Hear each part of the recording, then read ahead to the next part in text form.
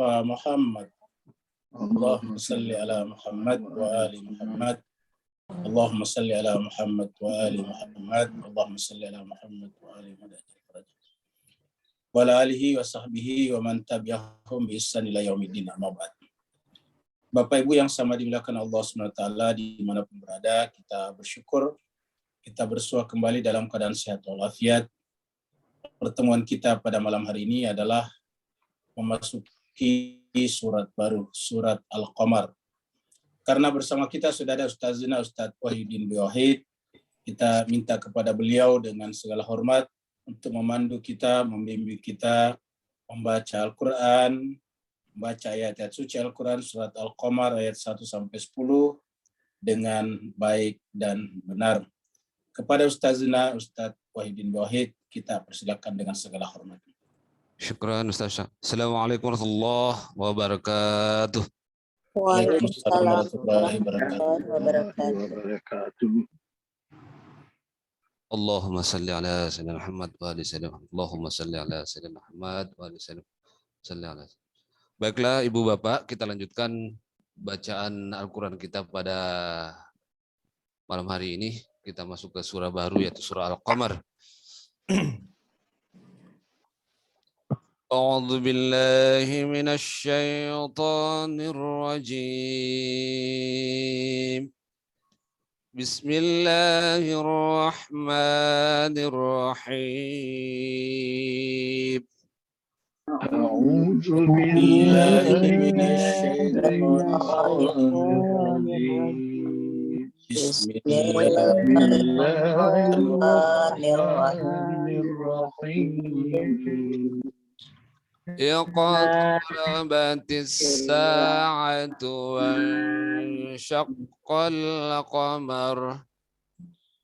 Iqtarabatis sa'atu wa syaqqal qamar.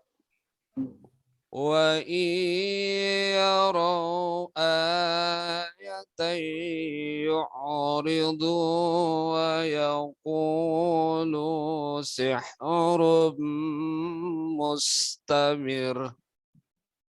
Wa yaraw ayatan yu'ridu mustamir. Wa kadzabu wattaba'u ahwa'ahum wa kullu amrin mustaqir. Wa kadzabu wattaba'u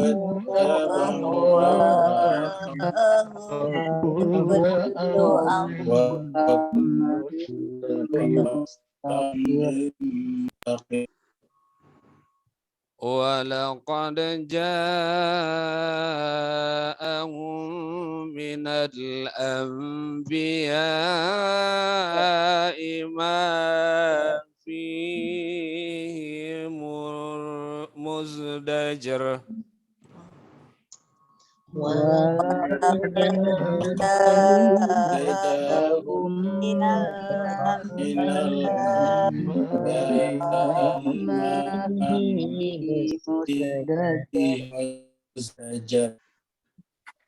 Hikmatun balighatun fama tughnin nuzur.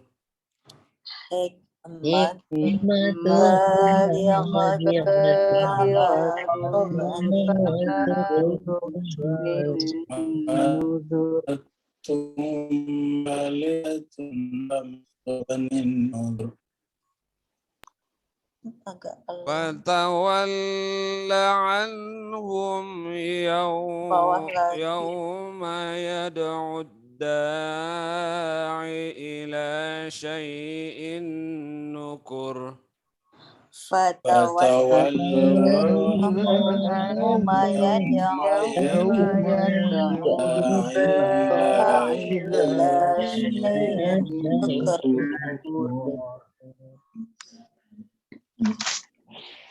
خشعا أبصارهم يخرجون من الأجداث كأنهم جرد منتشر خشعا أبصارهم يخرجون من الأجداث كأنهم جراد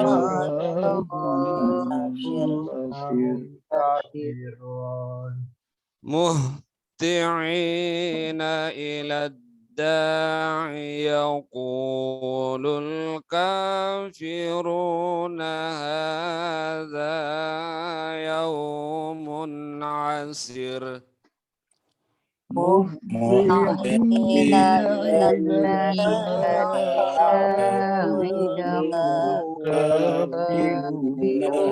هذا يوم عسير كذبت قبلهم قوم نوح فكذبوا عبدنا وقالوا مجنون وازدجر كذبت قوم نوح فكذبوا عبدنا وقالوا مجنون وازدجر فدعا ربه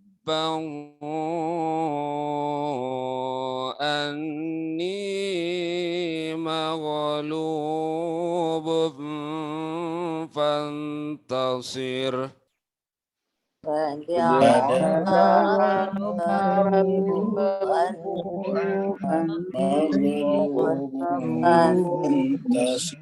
فانتصر صدق الله العلي العظيم صدق الله العظيم. العظيم اللهم صل وسلم وسلم وزد وبارك وبارك على رسول الله وآله الأطهار على رسول الله وآله وآله الأطهار الأطهار اللهم صل اللهم على صل على سيدنا محمد وآل سيدنا اللهم صل على سيدنا محمد وآل سيدنا محمد وعجل فرج.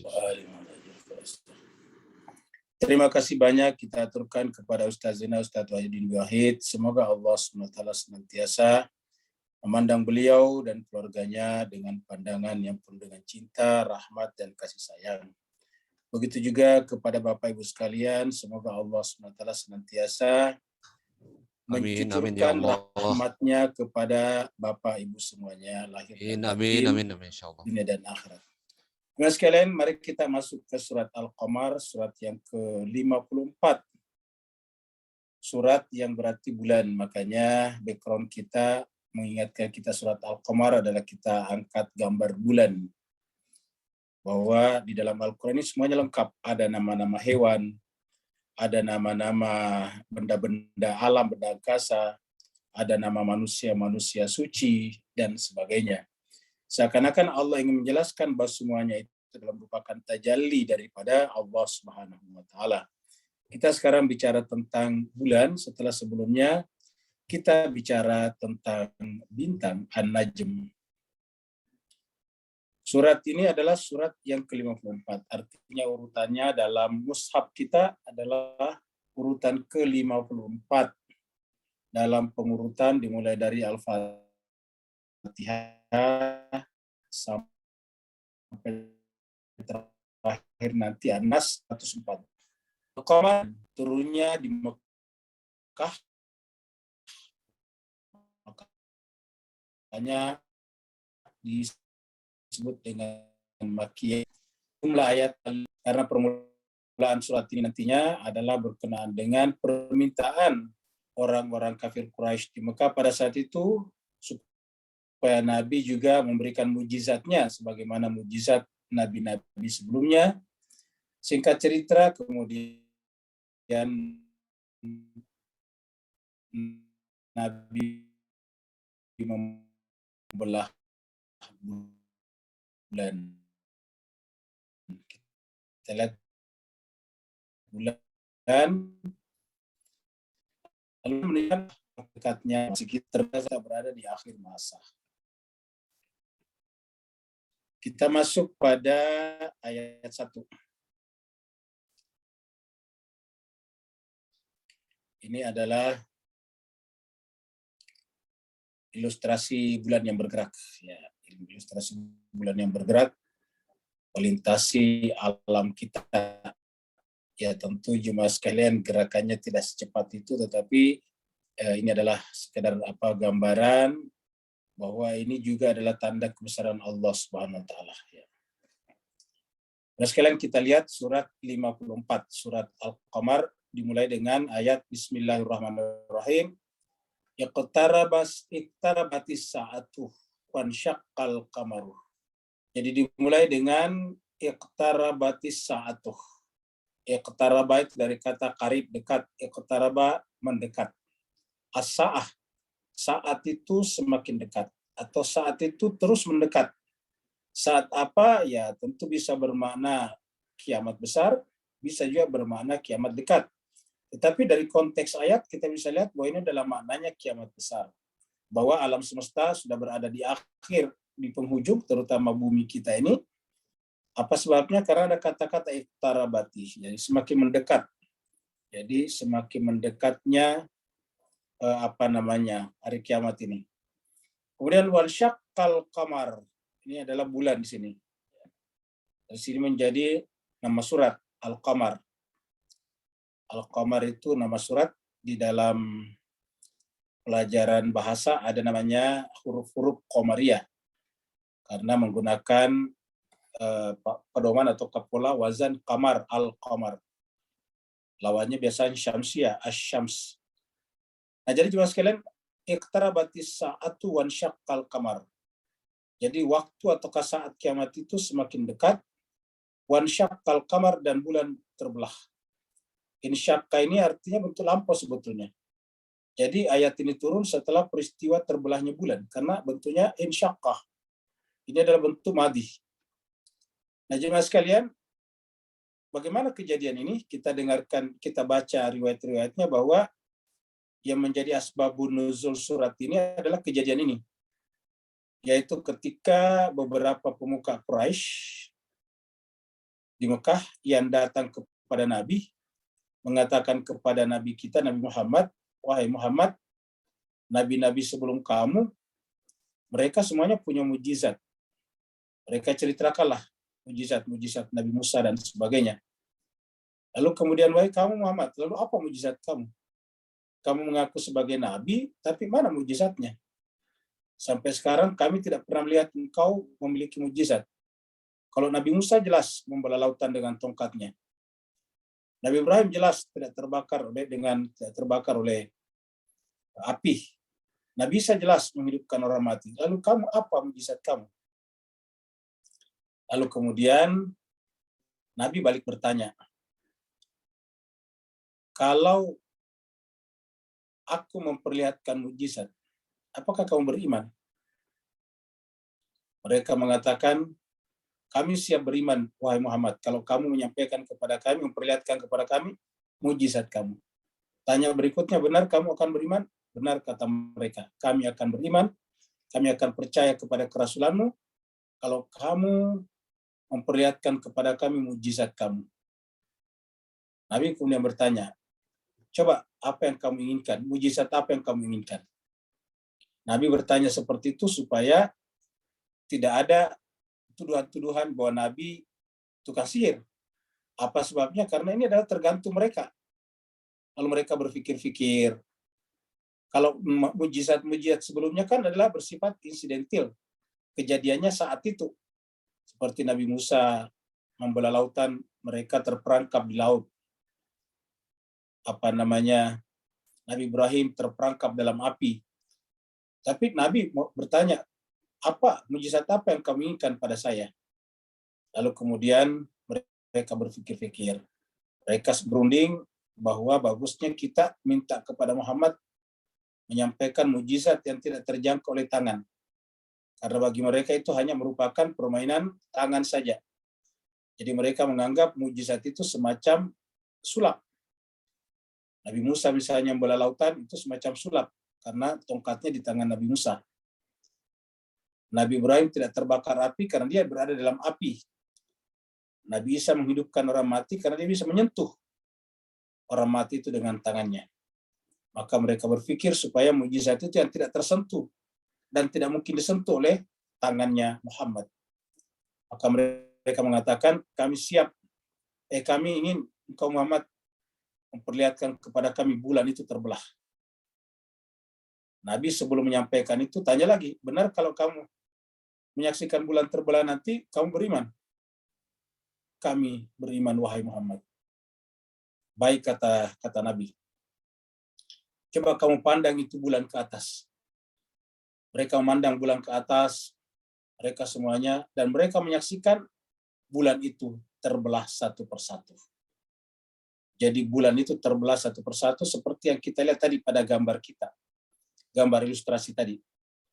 Terbelah maksudnya satu persatu berpisah satu. Yang sebelah kanan berpisah ke kanan, yang sebelah kiri berpisah ke kiri. Setelah itu kemudian Nabi bertanya kepada mereka, bagaimana, sudah percaya atau bagaimana? Apa kata mereka setelah menyaksikan bulan terbelah? Lalu kemudian Nabi merapatkannya kembali.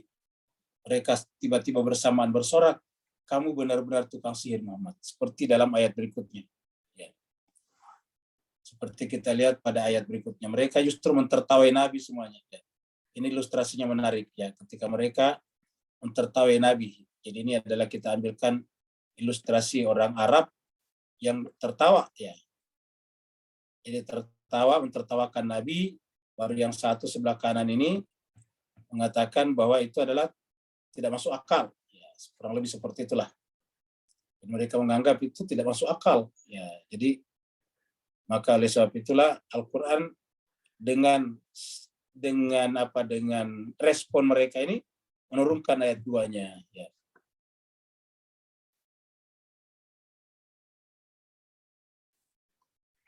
Ya. Wa in yarau ayatan. Wa in yarau ayatan, dan apabila mereka melihat ayat. Wa in yarau ayatan, apabila mereka melihat ayat. Ayat tadi adalah mujizat, yaitu bulan terbelah. Jadi kalau Nabi Musa laut terbelah, Nabi Muhammad bulan terbelah. Dan apabila mereka atau begitu mereka menyaksikan ayatan, yu'ridu, maka mereka berpaling. Jadi begitu mereka menyaksikan mujizat tadi, maka mereka berpaling. Wa yaqulu, seraya berkata, sihrun mustamir. Ini adalah sihir yang berketerusan. Artinya apa? Ini adalah kelanjutan daripada sihir-sihir sebelumnya. Jadi bagi mereka tadi datang dengan alasan mujizat, ternyata bagi mereka Nabi Musa juga tukang sihir. Nabi Isa juga tukang sihir. Nabi Musa juga adalah tukang sihir. Makanya menggunakan kata-kata mustamir. Ini adalah sihir yang berketerusan. Ya, bisa juga bermakna bahwa Nabi Muhammad memisah bulan itu begitu lama sampai ditutup kembali setelah mereka merasa puas. Nabi bertanya kepada mereka, apakah kamu sudah puas menyaksikan bulan terbelah? Baru kemudian bulan itu rapat kembali. Tetapi apa kata mereka? Sihrun mustamir.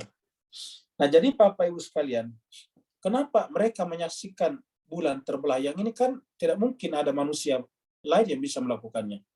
Tukang sihir manapun, tukang sulap manapun tidak bisa melakukan ini. Bulan terbelah. Yang bisa dilakukan tukang sihir ataupun pesulap adalah yang memang bisa dilakoninya sendiri. Contohnya misalnya sapu tangan dimasukkan ke dalam genggaman tangan, keluar jadi burung merpati, atau keluar jadi bunga mawar misalnya. Itu karena ada di tangan, bagian daripada dirinya. Kita dulu dengarkan apa namanya, apa itu pesulap. Pesulap misalnya yang bisa masuk dalam peti, kemudian dikubur, entah kenapa tiba-tiba keluar di suatu tempat tertentu. Nah, jadi jemaah sekalian, itu dia ada bersama dengan benda-benda itu. Tapi ini Nabi ada di bumi, bulannya di atas jauh di sana, dan mereka menyaksikan itu adalah terbelah. Kalau yang menyaksikan itu cuma satu, mungkin salah lihat. Tapi ini ada beberapa di antara mereka yang datang pada saat itu, pada malam itu, kepada Nabi dan minta ditunjukkan tanda-tanda kebesaran Allah atau mukjizat itu.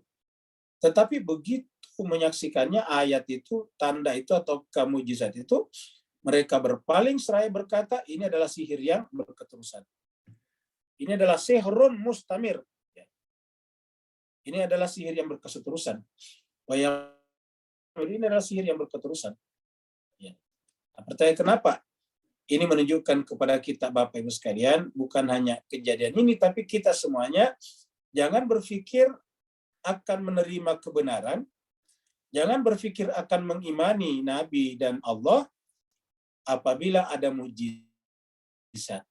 Di sepanjang sejarah, hanya sedikit orang beriman karena mujizat. Sangat-sangat sedikit. Mayoritasnya justru menentang. Mujizatnya Nabi Nuh di atas perahu ditentang. Mujizatnya Nabi Musa membelah lautan, bahkan dikhianati sendiri oleh pengikutnya. Dalam perjalanan mereka tidak percaya kepada Nabi Musa. Pada saatnya Nabi Musa meminta mereka tidak ada yang mau patuh kepada Nabi Musa. Mujizat Nabi Isa, kelihatannya banyak yang percaya kepada Nabi Isa. Ternyata motifnya cuma satu, ingin disembuhkan dari penyakitnya. Begitu Nabi Isa alaihissalatu wassalam mendapatkan masalah, dikejar-kejar, mau dibunuh, pengikut-pengikutnya dibunuh, diintimidasi, hampir semua orang meninggalkannya, kecuali 12 orang saja. Hampir semua orang meninggalkan Nabi Isa ketika sudah mulai terdesak, kecuali 12 orang. Di dalam kondisi tidak menguntungkan lagi hidupnya, dalam kondisi tidak menguntungkan kepentingannya, mereka semua meninggalkan Nabi Isa alaihissalatu wassalam. Yang tersisa hanya 12 orang saja bersama Nabi Isa. Ini menunjukkan bahwa mujizat tidak banyak menolong. Apa sebabnya? Masalah iman adalah masalah ilmu. Masalah ilmu adalah masalah belajar. Masalah belajar adalah masalah menggunakan akal pikiran. Jadi kebenaran itu diterima bukan berdasarkan mujizat, tapi kebenaran diterima berdasarkan rasionalitas, berdasarkan kebenaran objektif rasional. Lalu siapakah yang sedikit itu beriman karena sihir? Karena mujizat? Yaitu tukang sihirnya Nabi Musa. Jadi tukang sihirnya Fir'aun yang didatangkan untuk melawan Nabi Musa beriman kepada Nabi Musa. Apa sebabnya? Juga sebetulnya karena pengetahuan. Ya, walaupun kelihatannya beriman kepada Nabi Musa, setelah ular-ular mereka yang merupakan sihir beneran itu dimakan oleh ularnya Nabi Musa yang merupakan mujizat, lalu kemudian mereka tersungkur sujud, itu penyebabnya terutama adalah karena mereka punya pengetahuan bahwa yang namanya sihir seperti ini, yang namanya sulap seperti ini. Dan yang disampaikan Nabi Musa itu pasti bukan sihir, pasti bukan sulap. Jadi mereka berkeyakinan bahwa yang disampaikan Nabi Musa itu pasti bukan sihir, pasti bukan sulap. Maka kemudian mereka tersungkur dan beriman kepada Nabi Musa, menggunakan kata-kata kami beriman kepada Tuhannya Musa dan Harun. Nah, jadi sebetulnya lebih kepada pengetahuan. Jadi kita bisa beriman dengan benar apabila memberdayakan secara maksimal akal pikiran kita. Dan memberdayakan akal pikiran dengan akurat adalah sesuai dengan pengetahuan kita. Jadi harus membaca, belajar dan belajar. Dengan belajar kita dapatkan banyak masukan, informasi dan data. Dengan informasi dan data itu kita punya kemampuan berpikir bisa dimaksimalkan. Kenapa? Data dan informasinya banyak. Nah, sehingga kita bisa sampai kepada kebenaran yang sifatnya objektif dan rasional itu. Jadi Al-Quran mengatakan bahwa mereka menyaksikan ayat justru berpaling. Mereka menyaksikan mujizat justru berpaling, bahkan kembali menyerang mujizat dengan kata-kata sihrun mustamir. Ini tidak lain daripada sihir yang berkelanjutan. sihir yang berketerusan saja. Nah, jemaah sekalian berbahagia, mereka akhirnya kemudian menolak. Bahkan ya ini adalah ilustrasi kita mengatakan mereka itu, ayat-ayat Al-Quran itu dusta belaka saja. Ya ini dusta, bahasa sekarangnya hoax.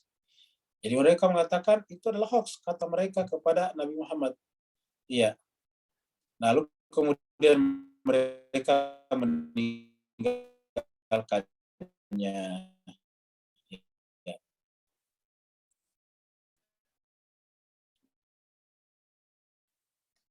Dan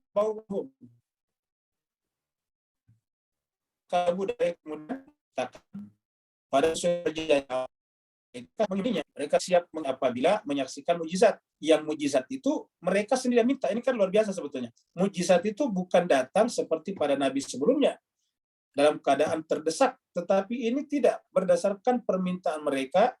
Mujizat itu mereka saksikan, tetapi mereka mengatakan ini hanyalah merupakan sihir yang berketerusan, berkelanjutan, seraya mereka mendustakan kenyataan itu. Wa kadzabu, dan apa yang terjadi, wattaba'u ahwa'ahum, dan mengikuti hawa nafsu mereka. Yang diikuti adalah hawa nafsu mereka, ahwa'ahum.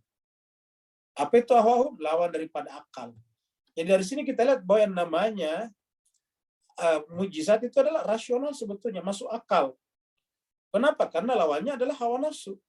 Lawannya hawa nafsu kan akal sehat. Jadi mereka tadi menyaksikan itu kadzabu. Harusnya kan dibenarkan. Nah, kalau dibenarkan berarti kan lawannya ahwa, hawa nafsu. Karena kalau didustakan, kata Al-Quran mengikuti hawa nafsunya. Wa kadzabu wattaba'u. Mari kita coba lihat. Dalam Al-Quran bahwa namanya akal sehat itu selalu sejalan dengan kebenaran. Dan hawa nafsu adalah kebalikan daripada akal sehat. Ya, kita lihat misalnya surat Al-Furqan di sini.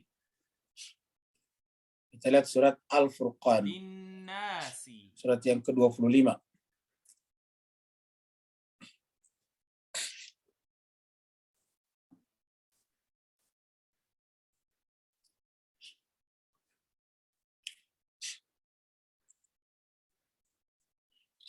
Surat Al-Furqan, surat 25, ayatnya 43.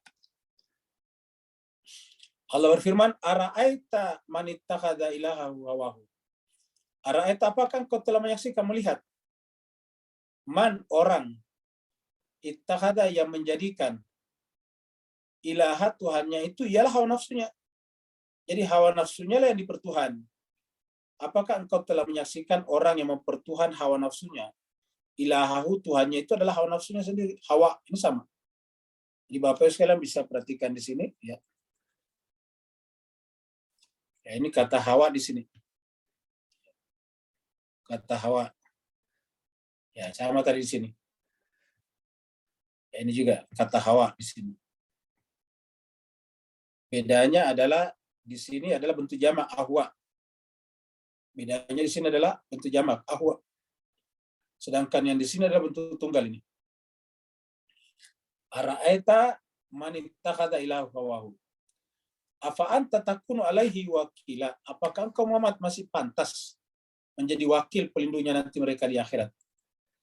Am tasabu, apa ataukah engkau menyangka, mengira, anna bahwasanya aksarahum, kebanyakan mereka, yasmaun au yaqilun, mereka mendengar atau menggunakan akalnya. Yaqilun, ini akal.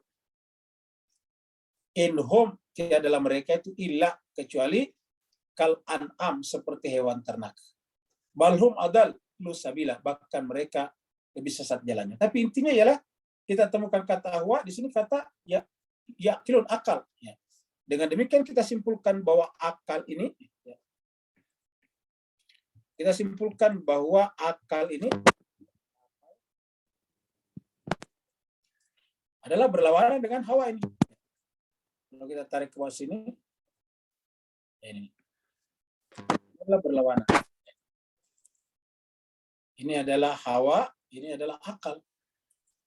Jadi kalau akal tidak sejalan dengan hawa nafsu, kalau hawa nafsu tidak sejalan dengan akal. Nah, Allah mengatakan tadi di sini bahwa wa kadzabu, mereka mendustakan kebenaran tadi, yaitu mujizat yang Allah perlihatkan kepada mereka. Karena apa? Ittaba'u ahwa'ahum, karena mereka mengikuti hawa nafsu mereka. Ittaba'u ahwa'ahum, karena mereka mengikuti hawa nafsu mereka. Wa kullu amrin mustaqir. Wa kullu amrin, setiap urusan, setiap hal, mustaqir, punya momentum keberlakuannya. Kita artikan ini mustaqir, momentum keberlakuannya. Kullu amrin, setiap amar punya ketetapan keberlakuannya. Jadi apa itu amar? Amar kita pernah sampaikan adalah urusan yang sifatnya non materi. Kullu amrin mustaqir. Kalau kita artikan amar non materi, kita bisa artikan dengan rasionalitas. Karena yang lawannya yang bersifat syahadat atau disaksikan, dilihat oleh panca indera, dijangkau oleh panca indera, itu namanya alam syahada. Alam syahada itu adalah disebut juga dengan alam khalq. Di dalam Al-Quran dikatakan lahul khalqu wal amru. Allah itu punya khalq dan amr. Nah, yang namanya amr itu adalah sifatnya rohania. Seperti dalam surat 17 dikatakan yas'alunaka anir ruhi qulir ruhu min amr. Katakanlah ar-ruh itu adalah amr. Qulir ruhu min amri rabbi. Jadi ruh itu adalah bagian daripada amr. Dan kaitannya dengan Lailatul Qadar itu selalu amr. Tanazzalul malaikat war ruhu fiha bi'idzni rabbihim min kulli amr. Min kulli amr. Jadi turun malaikat dan ruh membawa berbagai macam amr. Jadi amr ini adalah kaitannya dengan non materi. Nah, Allah mengatakan punya hukumnya sendiri, punya momentum keberlakuannya sendiri. Wa kullu amrin mustaqir. Ada tempat kejadiannya, ada masa-masa kejadiannya sendiri. Artinya bahwa seperti mujizat tadinya, sejatinya mujizat itu Allah berikan kepada nabinya apabila dalam keadaan terpaksa. Contohnya Nabi Musa ingin menyeberang lautan, terkepung, mau mundur tidak mungkin. Di belakang ada Fir'aun dan bala tentaranya. Maka kemudian satu-satunya jalan harus menyeberangi Laut Merah, tapi apa boleh buat, tidak memiliki apa-apa, tidak punya perahu. Akhirnya kemudian Allah datang, memberikan solusi kepada nabinya, yaitu dibelah itu Laut Merah, lalu kemudian mereka bisa lewat. Hal yang terjadi pada Nabi Ibrahim, tidak ada pilihan lain, dia harus dibuang ke dalam api. Karena Ibrahim berada dalam posisi tertangkap, diikat dan dibuang masuk ke dalam api. Maka pada saat itu Allah datang mengatakan, ya naru kuni bardan wassalaman ala Ibrahim. Wahai api, dinginlah dan selamatkanlah Nabi Ibrahim. Nah, makanya di sini disimpulkan bahwa kullu amrin mustaqir. Setiap amar, setiap mujizat atau setiap yang sifatnya non materi punya saat momentum keberlakuannya sendiri-sendiri.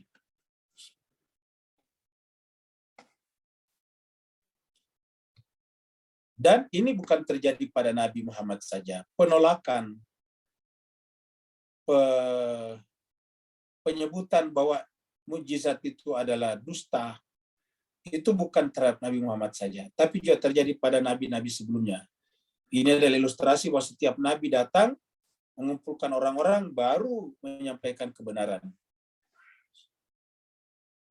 Walaqad ja'ahum minal anbiya minal amba'i.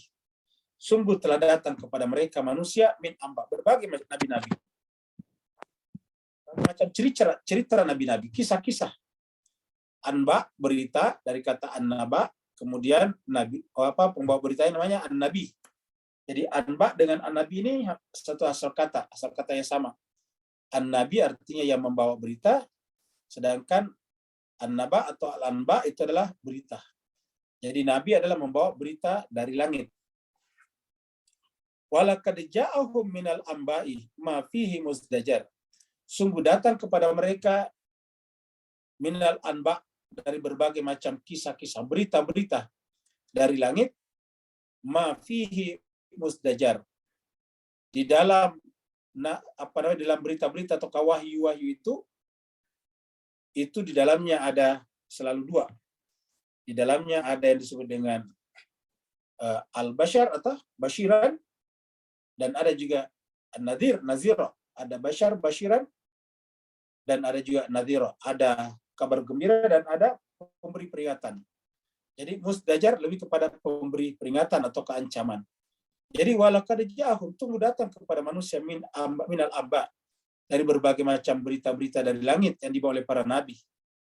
Ma fihi, yang di dalam kisah-kisah, di dalam wahyu itu, di dalamnya bukan hanya kabar gembira, tapi juga musdajar. Juga ada ancaman-ancaman bahwa kalau kalian melakukan kejahatan, nanti akibatnya seperti ini. Jadi lengkap di dalam kitab suci itu. Lengkap di dalam pesan-pesan para nabi tersebut, yang merupakan an-naba dari nabi yang dibawa oleh sang nabi. Datang dari Allah SWT kepada nabinya.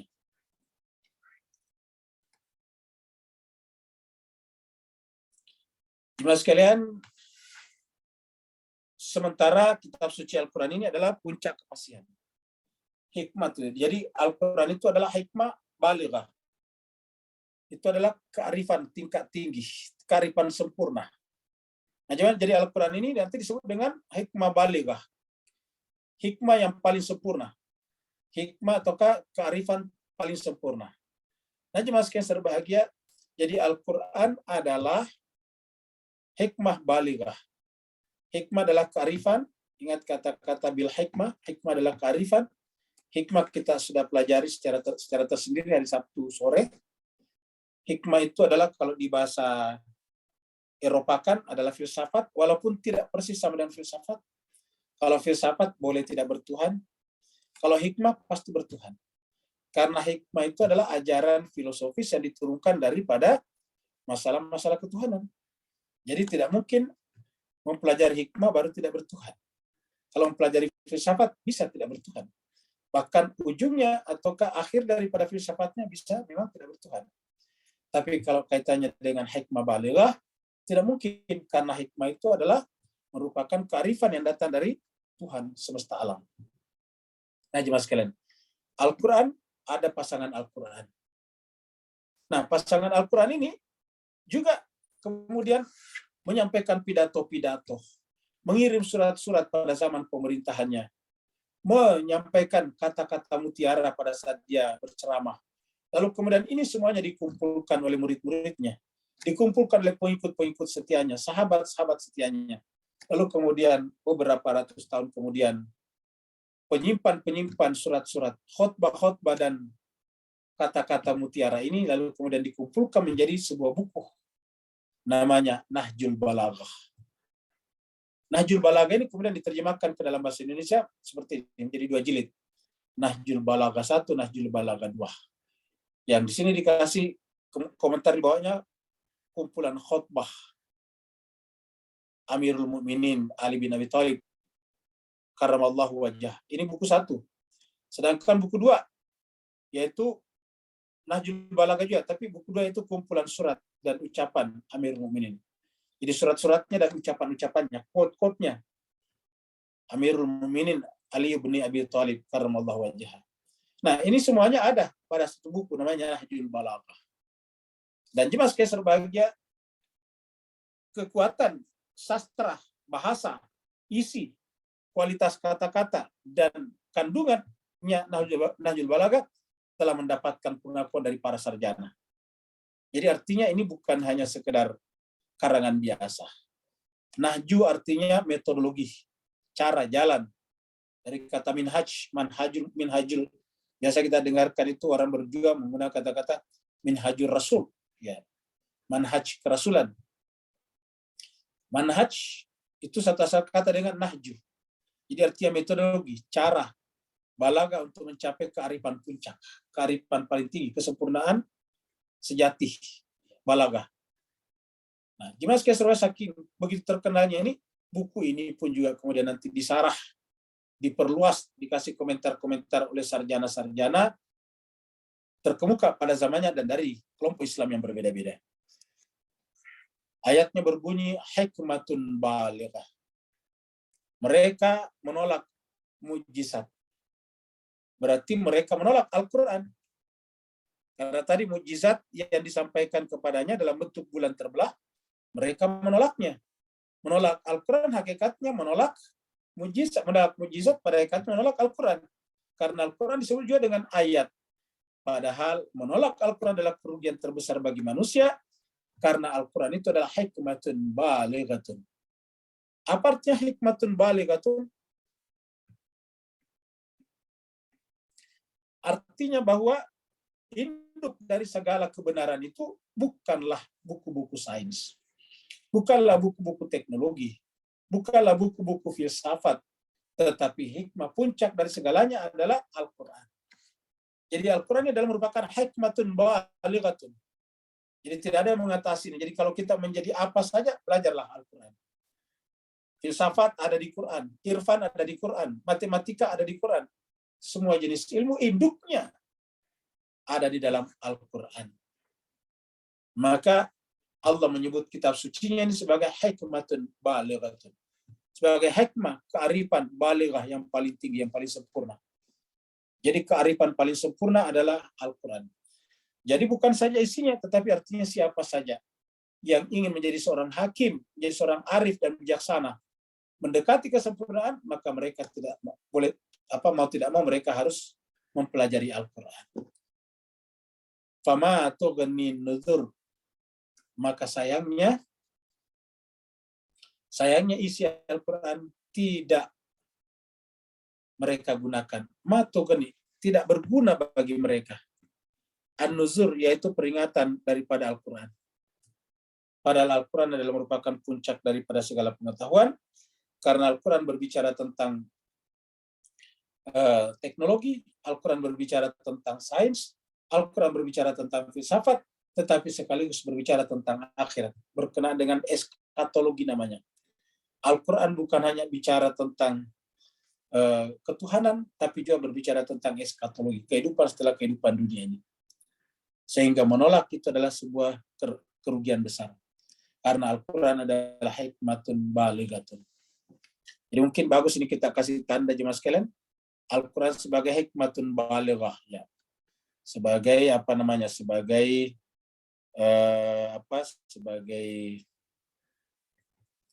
sebagai puncak pengetahuan.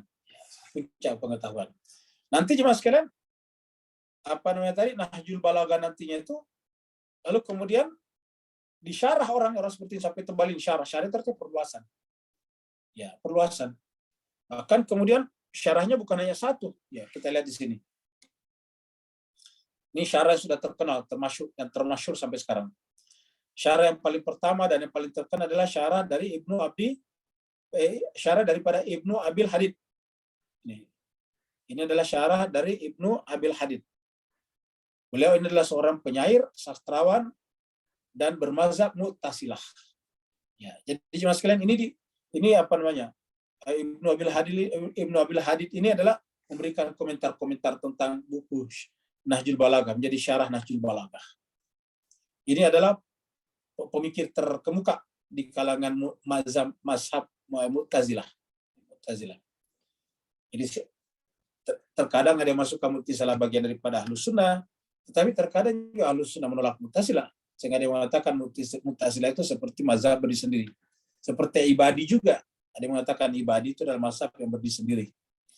Jadi mazhab besar dalam Islam, ya ada Sunni, ada Mu'tazilah, ada lagi Ibadi, dan ada Ahlul Bait atau Syiah, Ahlul Bait Nabi. Nah, jadi jemaah sekalian, yang pertama adalah syarah Ibnu Abil Hadid. Yang kedua adalah syarah dari Qutubuddin Ar-Rawandi, Minhaj Al-Bara'ah fi Syarhi Nahjul Balaghah. Ya. Kemudian yang ketiga, Hadaik Al-Haqaiq fi Syarhi Nahjul Balaghah. Hadaik itu adalah taman, hadiqah.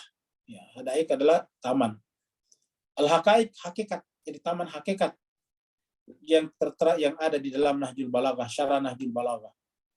Ditulis oleh Qutubuddin Al-Qaidari Al-Baihaqi. Ini semuanya adalah penulis-penulis sarjana-sarjana terkemuka, ulama-ulama.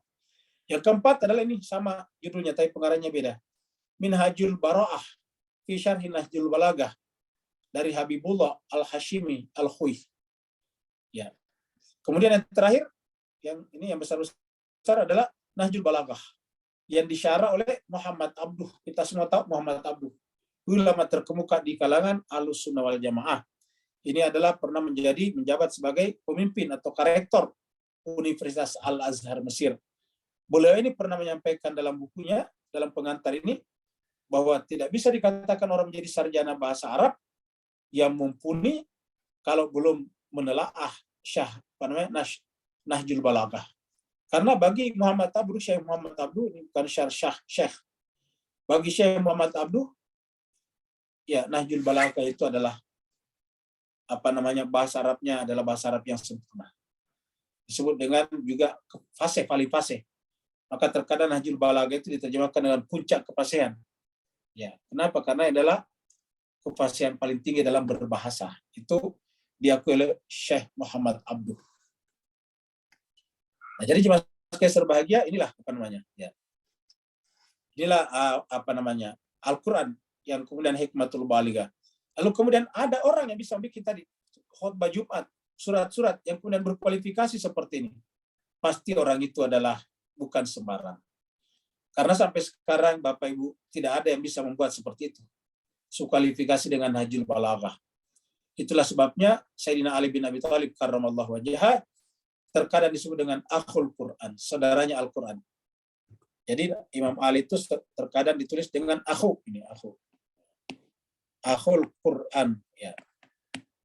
Jadi akhul Quran. Jadi terkadang sudah akhul Quran, saudaranya Al-Quran. Kenapa? Karena dianggap bahwa kefasihan Al-Quran itu ya hampir disamai dengan kefasihan daripada Nahjul Balaghah. Jadi kalau misalnya orang berbicara, ya Al-Quran itu adalah paling tinggi, terus di tengah-tengahnya ada Nabi. Nabi Muhammad berbicara sangat fasih, baru di bawahnya Sayyidina Ali bin Abi Thalib. Jadi begitu. Jadi ini adalah berdekat-dekatan ini, Ali, Nabi dengan Al-Quran.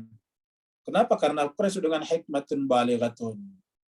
Jadi Al-Quran adalah hikmatun balighatun, ini adalah hikmah yang mencapai derajat kesempurnaan, fama tughni nudzur, tetapi walaupun Al-Quran itu adalah hikmah yang balighah, yang isinya luar biasa, tetapi oleh sebagian manusia, termasuk sebagian umat Islam, isinya peringatannya tidak memberikan efek apa-apa kepada mereka. Mereka yang jahat tetap jahat, mereka yang acuh tetap acuh, mereka yang sinis terhadap agama tetap sinis. Maka jemaah sekalian berbahagia, Allah mengingatkan kepada mereka melalui nabinya, maka ingat kalau mereka tentang azab.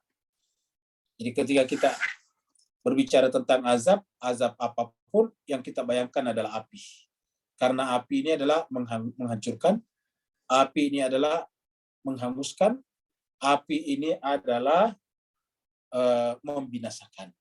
Jadi oleh sebab itulah dalam Al-Quran neraka itu adalah dalam bahasa Arab sehari-hari artinya api, nar. Nar itu adalah api. Ya. Fatawalla anhum. Maka Muhammad tawalla anhum, berpalinglah dari mereka, maksudnya tinggalkanlah mereka. Yang kamu sudah sampaikan sampai pada tingkat mujizat sudah disampaikan. Mujizat sudah disampaikan dan mujizat itu adalah atas permintaan mereka sendiri. Tapi apa yang terjadi Bapak Ibu sekalian? Mereka sendiri menolaknya. Mereka yang datang kepada Nabi, menantang Nabi, kemudian Nabi meminta mujizat apa yang kami inginkan, mereka sendiri yang pilih, mereka berjanji di depan Nabi bahwa kalau mujizat itu terjadi, mereka akan beriman, tetapi setelah mujizat itu dipertunjukkan, jangankan beriman, yang terjadi adalah menuduh mujizat itu sebagai sihir yang berketerusan. Sihrun mustamir. Maka datanglah ayat 6 ini. Datanglah Allah kepada Nabi-Nya Muhammad, fatawalan, berpalinglah dari mereka, tidak usah pedulikan mereka, tidak usah tidak usah mengikuti cara berpikir mereka. Ya, fatawalla anhum yauma yad'u da'i ila syai'in nukur. Karena mereka nantinya pada saat itu mereka pasti akan menyaksikan apa yang disebut dengan hari yang tidak menyenangkan. Nukur itu dari kata inkar. Jadi nukur ini dari kata inkar. Ingat kata inkar. Mungkar, diingkari. An-nakir, pencatat hal-hal yang buruk dari kita yang kita ingkari oleh fitrah kita. Jadi artinya apa? Mereka mengingkarinya. Fatawalla nahum. Berpalinglah dari mereka. Kenapa? Karena pada saat itu yauma yada'u. Terutama hari ketika dai itu arti penyeru. menyeru mereka, ya Daud da'i, ketika mereka diseru dipanggil, ila menuju kepada apa? Syai'in, sesuatu yang nukur yang mereka sendiri tidak inginkan, yang mereka tolak, yang tidak menyenangkan baginya, yaitu azab api neraka. Jadi nukur ini adalah sesuatu yang tidak menyenangkan, sesuatu yang ditolak. Tidak ada manusia manapun yang ingin. Saya tidak ada manusia manapun yang ingin terbakar. Tidak ada manusia manapun yang ingin sakit-sakitan. Tidak ada sama sekali. Maka penderitaan di akhirat adalah penderitaan yang jauh lebih tinggi daripada penderitaan di dunia. Walaupun dikumpulkan semua orang menderita di dunia, tetapi mereka tetap tidak terpengaruh. Maka sebab itu Allah mengatakan, wahai Muhammad, tawalla, berpalinglah dari mereka. Ya, bukan hanya di dunia, tapi juga nanti di akhirat, ketika penyeru memanggil mereka kepada sesuatu yang mereka tidak inginkan. Jadi ayat ini menjelaskan kepada kita bahwa Nabi nanti di akhirat adalah memberikan syafaat. Kata-kata tawalla ini berarti kan aslinya Nabi melihat. Kan perintah berpalinglah berarti memang yang ada di pikirannya Nabi ingin menyelamatkan seluruh manusia. Dan ini diabadikan di dalam surat At-Taubah yang biasa kita angkat. Laqad ja'akum rasulun min anfusikum azizun alaihi manittum harisun alaikum bil mu'minina raufur rahim. Itulah keinginan Nabi. Telah datang kepada kalian seorang nabi dari kalangan kalian sendiri. Apa bedanya dengan kita? Azizun alaihi manittum. Terlalu berat baginya penderitaan yang kita alami sekarang. Harisun alaikum, dan Nabi ingin sekali agar kita keluar dari penderitaan tersebut. Penderitaan adalah yang di sini dengan syai'in nukir atau kasyai'in nukur. Syai'in nukur itu adalah sesuatu yang tidak menyenangkan.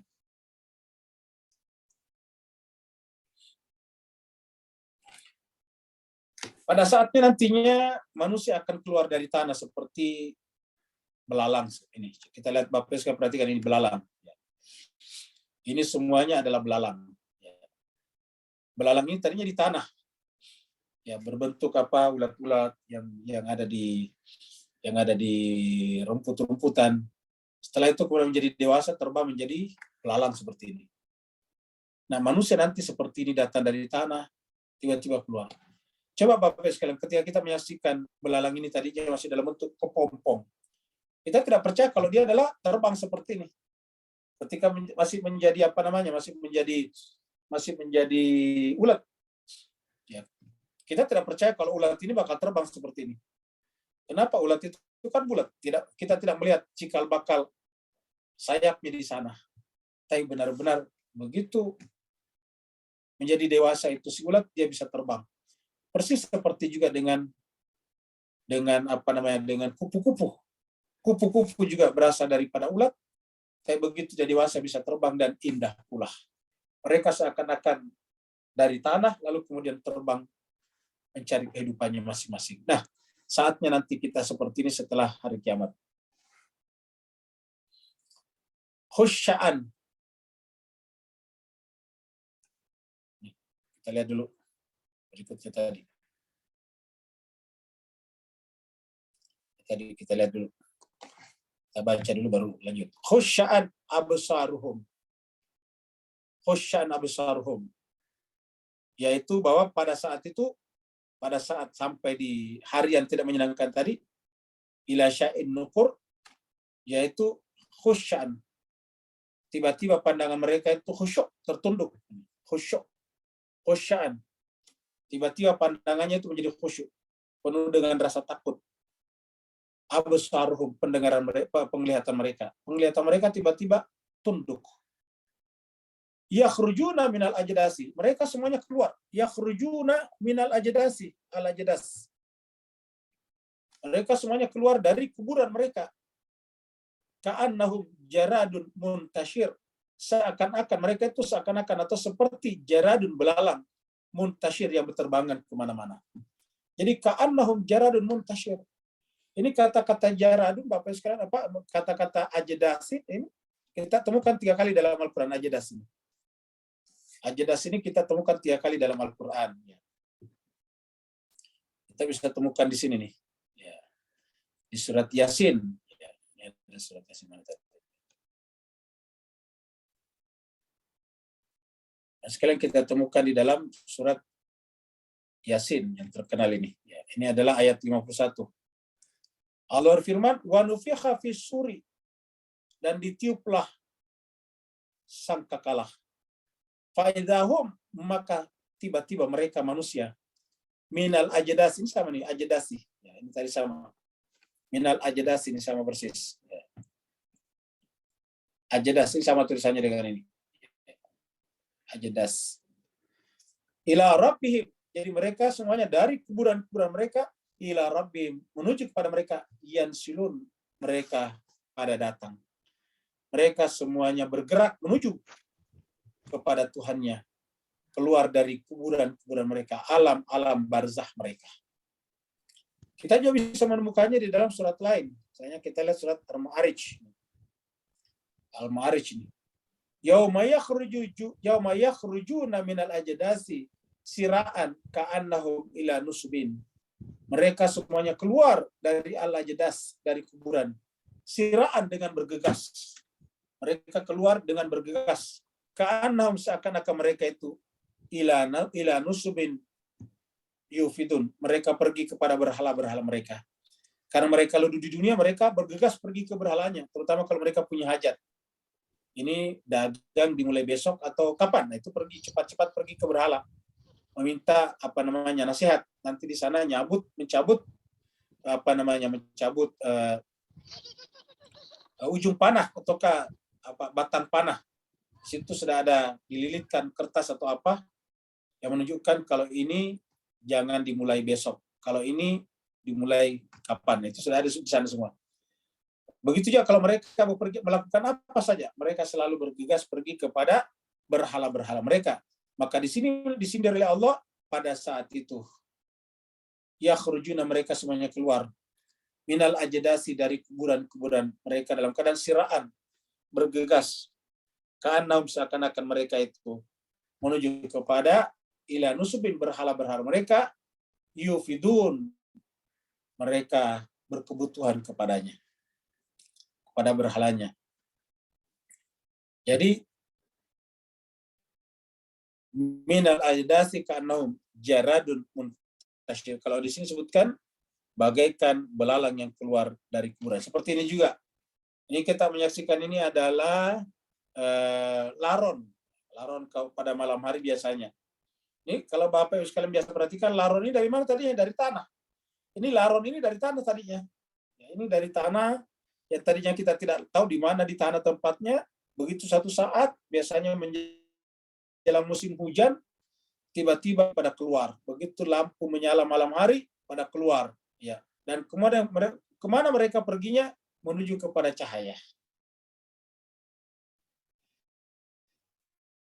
Jadi ingat, mereka rumah mereka di dalam tanah, lalu terbang menuju kepada cahaya. Sampai di cahaya mereka memfanakan, membinasakan dirinya, sampai kemudian sana sayapnya menjadi hilang dan jatuh menjadi tidak berarti lagi. Nah, seperti itulah kurang lebih manusia, Bapak Ibu sekalian. Begitu kiamat ataukah sangkakala dibunyikan yang kedua kalinya, maka orang-orang manusia-manusia pada keluar dari liang lahatnya, dari kuburannya, menuju kepada Tuhannya. Cahaya Tuhannya. Ini khusya'an. Absaruhum yakhrujuna minal ajdasi ka'annahum jaradun muntashir. Mereka seperti belalang yang berterbangan. Nah, ini dia nanti pada saat mereka sudah sampai di hadapan Allah SWT. Seperti ini. Ini adalah ilustrasi Allah dengan cahaya. Mereka semuanya datang kepada Allah SWT. Ini keluar dari mana? Dari liang lahat mereka masing-masing. Muhti'ina ila da'i. Mereka semuanya patuh ila da'i, kepada penyeru tadi. Kan tadi ada kata penyeru. Mereka semuanya mengikuti seruan daripada penyeru tadi. Nah, pada saat penyeru ini menyeru dan mereka semuanya datang ke sana, maka pada saat itu mereka menyaksikan kebenaran akhirat dan mereka sudah bisa menebak apa yang terjadi pada diri mereka. Yaqulul kafirun, maka berkatalah orang kafir di dunia. Berkatalah orang-orang di dunia itu adalah menentang kebenaran, menutup diri terhadap kebenaran. Hadza yaumun asir. Ini adalah hari yang berat bagi kita. Hada yaumun asir. Ini adalah hari yang berat. Bapak Ibu sekalian, supaya kita tidak masuk kategori orang-orang yang hada yaumun asir, maka harus kita mempersiapkan diri kita dari dunia sekarang ini. Apa saja yang dipersiapkan, semuanya disebutkan dalam Al-Quran. Maka mau tidak mau kita harus mempelajari Al-Quran. Hada yaumun asir, ini adalah masa yang paling berat. Mas berbahagia, setelah itu Allah membicarakan tentang Nabi Nuh. Bahwa Nabi Nuh juga sebelumnya diperlakukan seperti Nabi tadi, Nabi Muhammad. Ingat tadi Nabi Muhammad di awal ketika menunjukkan mujizat kepada mereka, yaitu terbelah bulan, dan mereka justru menuduh Nabi Muhammad sebagai tukang sihir. Nah, maka itu bukan terjadi pada Nabi kata ayat ini, tapi terjadi pada Nabi-Nabi sebelumnya, termasuk Nabi Nuh alaihissalatu wassalam. Kadzabat qablahum qaum Nuh. Mereka tadi kadzabu, mendustakan. Nah, ternyata Al-Quran mengatakan bukan hanya kaum Muhammad. Kadzabat qablahum qaum Nuh. Kaumnya Nuh sebelumnya juga telah mendustakan ayat-ayat itu. Apa yang terjadi setelah menyaksikan semuanya itu? Fakadzabu abdana wa qalu majnun wasdujir. Mereka mendustakan hamba kami, yaitu Nabi Nuh. Fakadzabu abdana, mendustakan Nabi Nuh atau menolak Nabi Nuh, kan berarti bahwa menolak kitab atau ajaran yang dibawa oleh Nabi Nuh. Fakadzabu abdana wa qalu, dan mereka berkata majnun, orang ini yaitu Nabi Nuh. Jadi Nabi Nuh tadi disebutkan di sini apa kata mereka? Ini adalah majnun. Jadi bagi mereka Nabi Nuh adalah majnun. Kadzabat qablahum qaum Nuh fakadzabu abdana wa qalu majnun. Kalau sih mereka masih mending. Tetapi bahkan istri Nabi Nuh sendiri pun mengatakan suaminya itu adalah majnun, kemasukan jin. Majnun itu kemasukan jin, gila. Wasdujir, dan kemudian tidak ada alasan untuk menerimanya. Ya. Wasdujir itu kemudian mereka diusir. Yaitu Nabi Nuh diusir dari kampung mereka, dari kampung-kampung pada saat itu. Jadi mereka mengatakan waqalu majnun, ini Nuh yang mengaku Nabi adalah majnun. Ya, ini adalah orang kemasukan jin. Wasdujir, ya, tidak pantas untuk diterima. Dan karenanya harus dienyahkan, harus dihilangkan.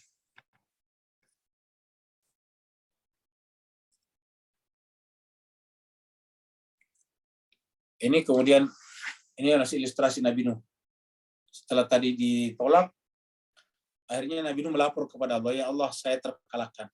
Kata terkalahkan di sini dalam pengertian apa yang saya sampaikan mereka tolak, hanya sedikit yang beriman kepada saya. Jadi Nabi itu karena dia datang bekerja untuk Allah, maksudnya tidak pamrih, tidak minta upah apa-apa, makanya kemudian yang bekerja di belakangnya Allah juga. Nah sekarang Nabi Nuh sudah menyampaikan, saya sudah menyampaikan Tuhan, tetapi mereka menolak saya, sampai Nabi Nuh mengadu kepada Tuhan. Ya, kita lihat di sini. Pada Arab, maka Nabi Nuh berseru kepada Tuhannya. Berseru kepada Tuhannya. Ada Arab berseru kepada Tuhannya. Apa katanya? Ini wahai Tuhanku, ini sungguhnya aku ini maghlub, dikalahkan oleh mereka. Maksudnya tidak diindahkan, tidak diperhatikan oleh mereka. Ini maghlub. Saya ini adalah terkalahkan oleh mereka. Saya sudah bersama mereka ratusan tahun, tetapi mereka menolak saya. Mereka, bahkan orang dekat saya, yaitu anak saya, istri saya juga menolak saya. Mereka bahkan menganggap saya ini hanya orang kemasukan jin saja, majnun. Maka melaporlah kepada Allah, anni maghlub. Itulah sebabnya jemaah sekalian, menyerang Nabi atau menyerang orang yang berserah kepada Allah, hakikatnya menyerang Allah. Maka tempat mengadunya ya Allah. Seperti ini. Ya, dia berdoa kepada Tuhannya, kepada Rabbahu, pada Arab, anni, bahwa sungguhnya aku Tuhan maghlub, telah dikalahkan oleh mereka. Mereka tidak mendengarkan kata-kata saya. Fantasir, maka ya Allah tolonglah aku dalam menghadapi mereka. Jadi Nabi yang mengatakan fantasir, itu bukan wewenang Nabi. Nabi hanya menjalankan tugas yang diembankan Allah kepadanya. Bukan tugasnya Nabi Nuh untuk melakukan balasan seperti itu.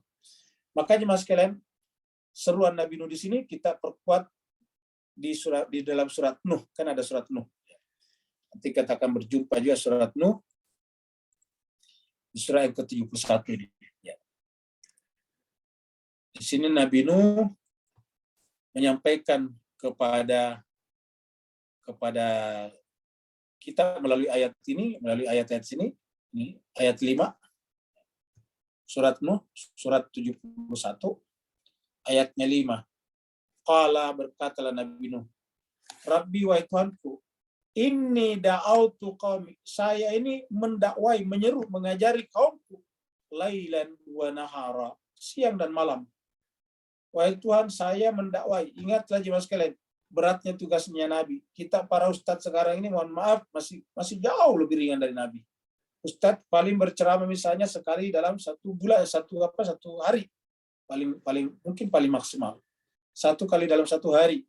Itu pun juga diundang, artinya diundang tidak ada ancaman, diundang di situ juga dikasih biasanya sesuatu, kasih uang dan sebagainya. Kalau nabi-nabi dulu tidak diundang, dia datang mengumpulkan orang, habis itu dilempar batu, dicaci maki, dikalungi kalung kambing dan sebagainya. Dan bukan sekali dalam 1 hari. Tapi kata-kata ini da'autu qaumi lailan wa nahar, artinya setiap saat, siang dan malam, artinya dari pagi sampai malam. Nanti berarti kalau sudah menjelang waktu tidur, besoknya keluar lagi, begitu seterusnya. Inni da'autu qaumi lailan wa nahar, aku mendakwai, menyampaikan, mengajak kaumku malam ataupun siang. Tapi apa yang terjadi? Falam yazidhum du'ai illa firara. Dakwaku, panggilanku kepada mereka tidak menambah apa-apa, illa firara, kecuali mereka tambah lari. Ya Allah, saya sudah menyampaikan terbaik kepada mereka, tapi mereka semakin lari daripada saya. Mereka menuduh saya sebagai orang-orang yang kemasukan jin dan sebagainya. Wa inni kullama da'autuhum, sungguhnya aku tiap kali aku mengajak mereka, kullama da'autuhum litaghfir lahum, padahal aku mengajak mereka supaya datang kepadamu Tuhan agar engkau mengampuni dosa-dosa mereka, litaghfir lahum. Tapi apa yang terjadi? Ja'alu asabi'ahum, mereka menjadikan jari-jari mereka, jari-jari tangan mereka, fi adanim, di telinga mereka. Maksudnya menutupkan jari-jari tangan mereka ke telinga mereka. Jadi Bapak sekalian, coba kita beratnya tugas kenabian ini. Ya, Nabi Nuh datang siang dan malam. Artinya bukan hanya siang tapi malam juga. Tetapi mereka tidak berubah apa-apa, kecuali setiap Nabi Nuh datang, ja'alu asabiyahum, menutupkan jari-jari tangan mereka, fi adanim, di dalam kuping-kuping mereka. Wastaghshaw thiyabahum, bahkan kemudian mereka mengeluarkan pakaian mereka, baju mereka. Thiyabahum itu baju mereka. Istaghshaw itu adalah menutupkan baju mereka ke muka mereka, kepada kuping-kuping mereka. Wa asarru wastakbaru istikbara, ya Allah, mereka terus-menerus seperti itu, asarru terus-menerus seperti itu, dan mereka terus menyombongkan diri, membesarkan dirinya kepadaku, ya Allah. Wastakbaru istikbara, mereka sombong kepada kebenaran, kepada seruanmu, ya Allah, dengan sesombong-sombongnya. Akhirnya apa yang terjadi, jemaah sekalian berbahagia, sebegitu Nabi Nuh berkata, inni maghlub fantasir, maka tolonglah aku Tuhan, pada saat itu datanglah petaka, yaitu Allah memerintahkan Nabi Nuh dan pengikutnya untuk naik di atas perahu, karena sebentar lagi air bah akan datang dan akan menenggelamkan semuanya. Jadi Bapak Ibu jemaah sekalian, inilah beratnya tugas-tugas daripada para Nabi dan Rasul. Tugas-tugas mereka adalah tugas-tugas yang tidak ada selesainya, tidak ada cutinya juga. Jadi, dan mereka datang dengan mengorbankan apa yang ada pada diri mereka. Mudah-mudahan apa yang kita baca daripada surat Al-Qamar ayat 1 sampai 10 ini, begitu beratnya tugas-tugas para nabi, mulai daripada Nabi Muhammad kita yang ditolak, kemudian diceritakan juga Nabi Nuh yang juga ditolak, bahkan Nabi Nuh mengaku bahwa saya ini adalah terkalahkan, maghlub itu artinya terkalahkan. Nah, mudah-mudahan kita bisa mengambil pelajaran bahwa, dan kita bertanya, apa sih yang kita berikan kepada agama ini? Apa yang kita berikan kepada agama ini? Yang namanya agama ini adalah bagaimana caranya agar manusia itu berpikir dan berbuat berdasarkan kitab suci. Dalam hal Nabi Muhammad kita, kitab suci Al-Quran. Yang mau bertanya, dipersilakan. Assalamualaikum Ustaz. Waalaikumsalam warahmatullahi wabarakatuh. Silakan Pak Kamal. Silakan Pak. Di ayat innal ladzina kafaru sawun alaihim anzartahum am lam tunzirhum la yu'minun, Ustaz ya. Iya. Kita khususkan untuk orang-orang Islam sendiri ya, dalam keadaan sekarang ini, Ustaz. Karena masalahnya mereka berkeyakinan bahwa selagi Islam tetap masuk surga, Ustaz. Mohon pencerahan, Ustaz. Baik, terima kasih banyak Pak Kamal. Jadi Mas Serbagia, kita perlu sampaikan bahwa surat Al-Baqarah ini permulaannya yaitu ayat 1 sampai ayat 21 membicarakan 3 jenis manusia. Manusia pertama adalah orang yang bertakwa, itu ayat 2 sampai ayat 5. Zalikal kitabu, karena ayat pertamanya kan alif lam mim. Ayat kedua zalikal kitabu la raiba fihi hudal lil muttaqin, itu bertakwa. Alladzina yu'minuna bil ghaibi wa yuqimunas sholata, dan seterusnya sampai kepada ulaika ala hudam mir rabbihim wa ulaika humul muflihun. Sebaliknya ayat 6 mulai masuk bicara tentang orang yang tertutup hatinya. Innal ladzina kafaru sawaun alaihim. Orang-orang kafir, apa kafaru di sini? Kita lihat kafaru, Bapak Ibu, terutama kamu perhatikan kafaru ini adalah menggunakan kata kerja.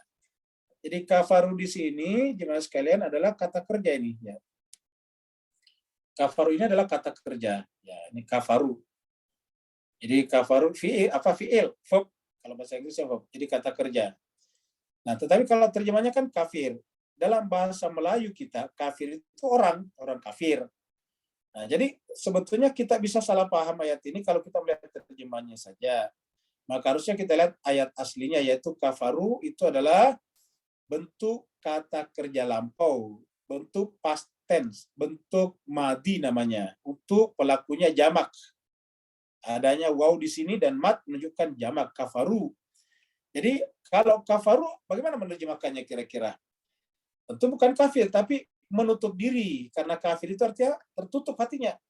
Kafaru menutup diri, jadi orang-orang yang menutup dirinya, orang-orang yang menutup dirinya, menutup jiwanya, ya, sehingga tidak terbuka kepada cahaya kebenaran, tidak terpaparkan, tidak bisa langsung kena kebenaran. Kenapa? Karena tertutup. Ya, ada hijab, ada gording, ada tembok di sana yang menutupinya. Maka kata Allah, bagi mereka sawaun alaihim, sama saja bagi mereka. Sawaun alaihim, sama saja bagi mereka. Anzartahum am lam tunzirhum. Ya, apakah kamu Muhammad memberikan peringatan kepada mereka atau tidak? Lam tunzirhum, tidak memberikan peringatan, la yu'minu, tetap sama. Mereka tidak beriman.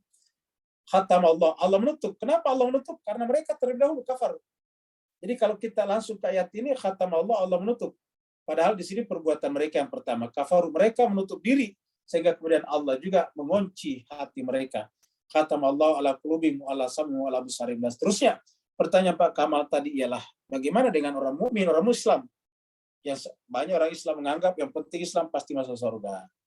Nah, kalau orang yang penting orang Islam masuk surga, ada benarnya, asalkan orang Islam yang dimaksud adalah orang Islam seperti Al-Quran.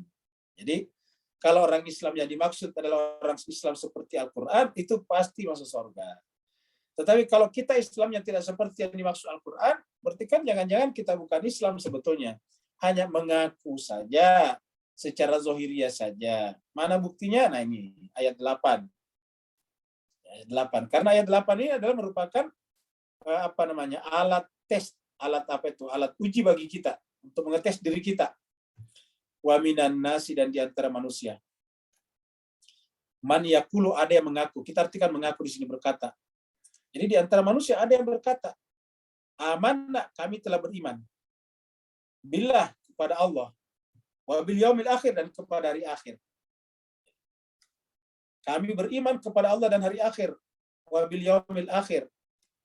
Tapi apa kata Allah? Wa ma hum bimu'minin. Padahal mereka itu belum beriman. Ini yang benar, ini terakhir. Kenapa? Ini Allah. Wa ma hum bimu'minin. Jadi Allah mengatakan wa ma hum bimu'minin. Tapi dari sisi kitanya manusia mengaku saya beriman. Ini kata-kata amanah billah. Kalau kita menyampaikan rukun iman, itu kita mengatakan amantu billahi wa malaikati wa kutubi wa rusuli, dan seterusnya. Karena kita mengatakan beriman ya amantu. Karena kita amanah, sama saja. Amantu berarti mutakallimnya adalah tunggal satu anak, sedangkan amanna mutakallimnya adalah jamak nahnu. Jadi amanna billahi wa bil yaumil akhir wa ma hum bimumin. Tapi apa kata Allah? Tidak, mereka tidak beriman. Yukhadi'una Allah walladzina, mereka hanya ingin menipu Allah dan orang beriman. Dan seterusnya apa ciri-cirinya? Di sini dikatakan wa idza qila lahum, apabila dikatakan kepada mereka la tufsidu fil ard, jangan bikin kerusakan di muka bumi ini. Wa idza qila, apabila dikatakan lahum kepada mereka la tufsidu fil ard, jangan bikin kerusakan fil ard di muka bumi. Qalu, mereka mengatakan innama nahnu muslihun. Mereka mengaku membuat kebaikan, amal saleh, padahal menghancurkan negaranya orang. Datang dari berbagai negara, mengacau Syria, mengacau Yaman, mengacau Irak, mengacau Afghanistan, mengacau Libya sekarang, luar biasa. Meletakkan bom di di gerejanya orang, di tempat-tempat ibadah orang non-Islam, dan seterusnya. Baru mereka kalau dikatakan jangan melakukan itu, mereka mengatakan innama nahnu muslihun, kami ini adalah orang berbuat baik, kata mereka. Kami ini memperjuangkan Islam, kami ini ingin mendirikan khilafah. Luar biasa. Mendirikan khilafah tetapi mengadu domba orang. Mendirikan khilafah tapi mengacau negaranya orang. Negara yang tadinya aman, sentosa, sejahtera. Bapak Ibu sekalian, itu yang namanya Libya sebelum dikacau, itu pendapatan per kapitanya sekitar 33.000 US dollar per tahun per kapita. Mirip dengan Singapura. Kalau tidak salah Singapura juga sudah segitu pendapatan per kapitanya. Jadi Libya itu dulu majunya seperti kurang lebih Singapura. Tetapi kemudian tiba-tiba datang orang-orang yang mengaku Islam ini. Lalu kemudian mereka menganggap dirinya berjuang, berjihad, ingin membuat khilafah dan sebagainya. Apa yang terjadi sekarang Libya? Menjadi negara yang gagal, failed state, negara yang gagal. Pendapatan per kapitanya jauh di bawah Indonesia sekarang. Nah, dan jiwa dan kacau balau. Kerjanya perang saudara di antara mereka sampai sekarang. Antara mereka yang berpusat di Benghazi dan mereka yang berpusat di Tripoli, mereka perang terus-menerus, luar biasa. Negara yang tadinya makmur. Siapa yang melakukan itu? Siapa yang datang ke sana? Ya orang mengaku Islam juga. Nah, mereka mengatakan innama nahnu muslihun. Kami ini adalah orang yang membuat kebaikan, kata mereka. Apa kata Allah? Allah, catatlah, kata Allah. Catat. Innam, orang yang seperti itu humul mufsidun. Mereka justru membuat kerusakan di muka bumi. Walakin la yashurun, tapi mereka tidak menyadari.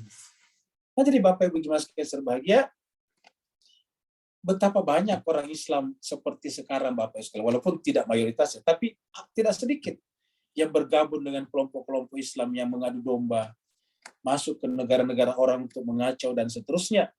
Bahkan kemudian seakan-akan kalau kita menyerang kelompok lain, menyerang agama lain, menyerang keyakinan lain, seakan-akan itu adalah ajaran agama Bapak Ibu sekalian. Mereka lupa bahwa ajaran agama yang sesungguhnya itu adalah bersikap lemah lembut. Seperti yang disampaikan di dalam surat Ali Imran ini. Jadi terakhir dari jawaban atas Pak Kamal adalah surat Ali Imran, surat yang ketiga ya. Ayat 159.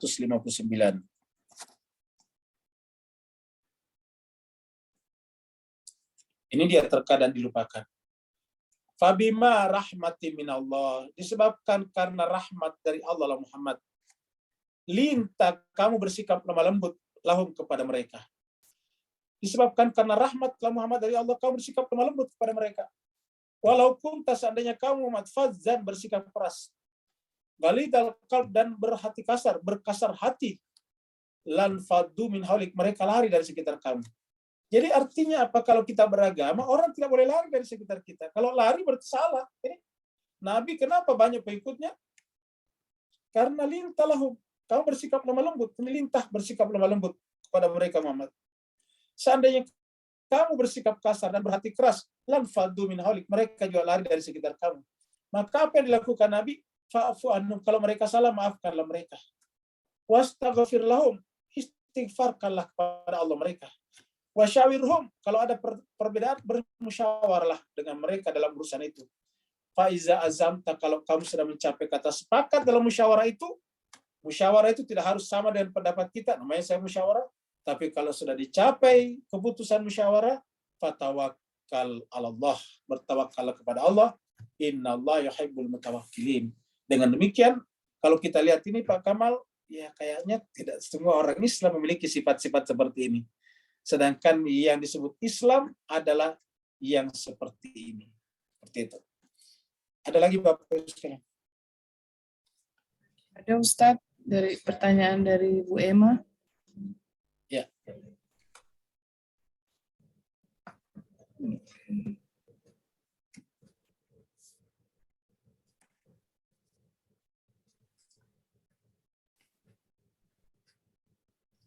Dari Ibu Emma. Sampaikan bahwa mukjizat adalah logis dan saya sangat meyakini hal tersebut. Tapi saya belum bisa memahami mendalam. Nah, jadi jemaah sekalian, Bu Emma kita sampaikan bahwa mukjizat itu logis. Ya. Dari mana? Dari mana alur logikanya? Ya, sederhana Bu Emma. Yang melakukan mukjizat itu siapa? Nabinya atau Tuhannya? Kalau yang melakukan itu Nabi, tentu tidak mungkin Nabi misalnya dari Masjidil Haram ke Masjidil Aqsa dalam waktu hitungan menit. Bahkan belum bangun orang-orang sudah datang lagi ke Mekah. Bahkan sampai ke Sidratul Muntaha. Kalau Nabi Musa melakukannya tidak mungkin membelah lautan. Kalau Nabi Isa sendiri melakukannya tidak mungkin menghidupkan orang mati. Kalau Nabi Ibrahim sendiri tidak mungkin dia tidak terbakar. Ternyata kalau kita periksa semua ayat, perbuatan itu yang namanya mujizat adalah perbuatan langsung Allah. Kita ulangi lagi, yang namanya mujizat semuanya adalah perbuatan langsung Allah. Karena perbuatan langsung Allah, maka nabi-nabi itu hanya perantara saja. Ya, Allah yang berkata, wahai Musa, pukulkan tongkatmu ke lautan. Idrib biasa kal hajar, biasa kal bahra. Pukulkanlah tongkatmu kepada lautan. Begitu juga, begitu Nabi Ibrahim masuk ke dalam api, atau sesaat sebelum masuk, Allah langsung berfirman kepada api, ya nar, wahai api, kuni, jadilah bardan dingin, wassalaman dan selamatkanlah Ibrahim. Jadi, ya nar, wahai api, dinginlah. Jadi Tuhan yang berfirman kepada api di sana. Nah sekarang, kalau Tuhan yang berbuat kepada alam ciptaannya, apakah harus mengikuti hukum-hukum alam? Jawabannya tidak perlu, Bu Emma. Kalau Tuhan berbuat kepada alam dan mengikuti hukum alam juga, ini timbul falasi namanya. Iya. Yang mana lebih tinggi hukum alam atau Tuhan? Jadi kalau Tuhan berbuat kepada alamnya, ya tidak menggunakan hukum alam. Dengan demikian semua mukjizat itu bertentangan dengan hukum alam. Iya. Lalu kapan hukum alam berlaku? Kalau kita bekerja, dia menggunakan hukum-hukum alam saja. Jadi kalau kita bekerja di alam, ya hukum-hukum alam. Contohnya lapar, harus makan, haus, harus minum. Itu hukum alam. Karena Tuhan yang ciptakan perut kita lapar, kalau kekurangan asupan, haus, kalau kekurangan air. Nah, dan Tuhan sudah siapkan kalau kita haus, ya ada air di sana. Tapi kalau Tuhan sendiri yang berbuat kepada sesuatu itu tidak melalui hukum alam, ya berarti tidak perlu hukum alam. Karena kalau melalui hukum alam, ya seperti kehidupan kita sehari-hari. Contohnya misalnya, manusia itu tidak bisa tidur sampai 300 tahun. Tidak bisa tidak makan 300 tahun. Jangankan 300 tahun. Seminggu saja tidak bisa. Ya, tetapi Tuhan bisa membuat tertidur anak-anak muda kesayangannya di dalam gua yang namanya Gua Al-Kahfi, Ashabul Kahfi. Tidur 309 tahun di sana. Selama 300 tahun itu tidur terus-menerus. Selama 300 tahun itu tidak mereka tambah lapar, tidak mereka tambah haus, tidak juga mereka tambah tua. Kenapa? Karena Tuhan yang berbuat, berarti Tuhan mengeluarkan orang itu dari hukum alam. Jadi selama Tuhan yang berbuat, tidak boleh menggunakan hukum alam.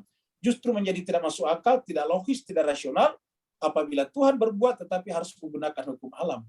Kenapa? Karena Tuhan lebih tinggi daripada hukum alam.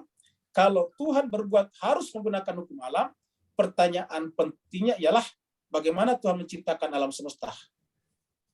Bagaimana Tuhan menciptakan hukum alam? Kalau Tuhan harus terikat hukum alam juga.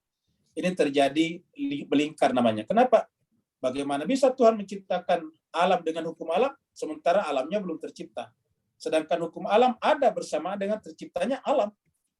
Jadi dengan demikian ketika Tuhan berbuat kepada alam, yang masuk akal, yang rasional adalah Tuhan tidak membutuhkan hukum alam.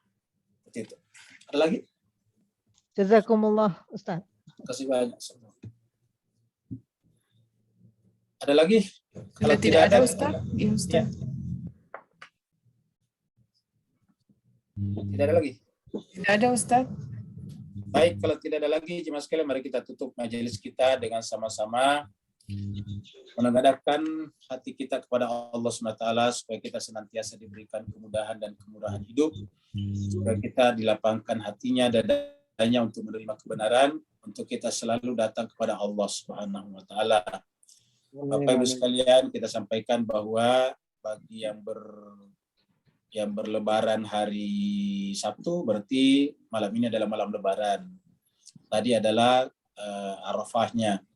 Bagi yang berlebaran hari Ahad, hari Minggu, berarti besok adalah hari Arafahnya.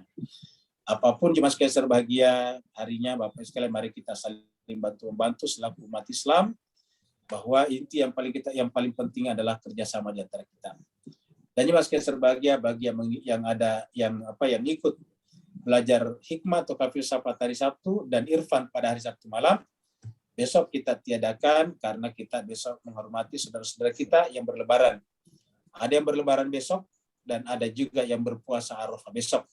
Jadi kita menghormati yang berpuasa Arafah besok dan kita juga menghormati yang berlebaran besok, dan karenanya besok kelas filsafat atau hikmah kita dan kelas irfan kita malamnya kita liburkan, berarti insya Allah kita berjumpa pada hari Sabtu yang akan datang, yaitu pada tanggal 16 Juli 2022. Terima kasih banyak atas perhatian Bapak Ibu sekalian, dan terima kasih banyak juga Bapak Ibu sekalian yang telah ikut berkorban kolektif dan berkorban pribadi dan keluarga bersama dengan panitia atas kepercayaannya. Kita sampaikan kepada Allah, semoga Allah SWT menerima semuanya ketakwaan Bapak Ibu sekalian, sebagaimana Allah SWT menerima pengorbanan Nabi Ibrahim, Nabi Ismail, dan istrinya Hajar. Assalamualaikum warahmatullahi taala wabarakatuh.